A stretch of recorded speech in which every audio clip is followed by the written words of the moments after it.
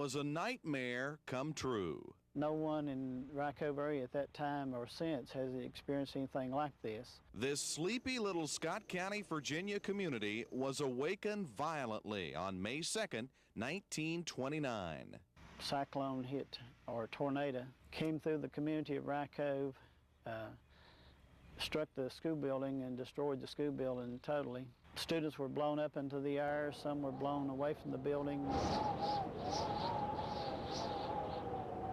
A dozen students and one teacher were killed in what's now been listed as the 7th worst tornado in school history in the United States.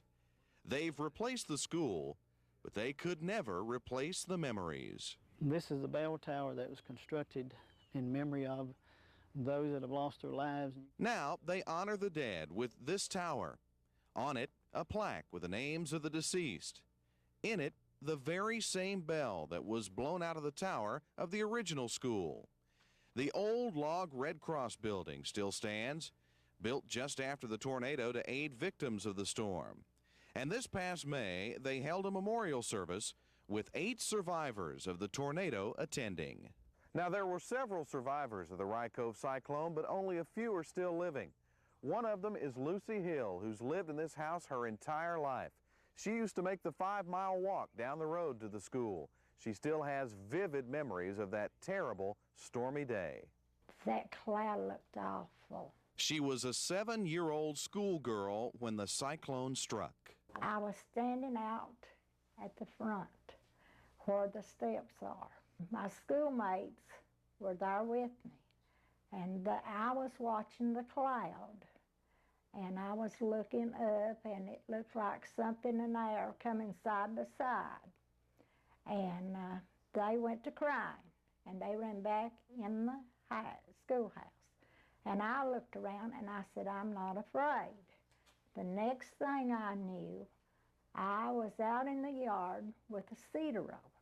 That cedar tree proved to be Lucy's respite from the storm.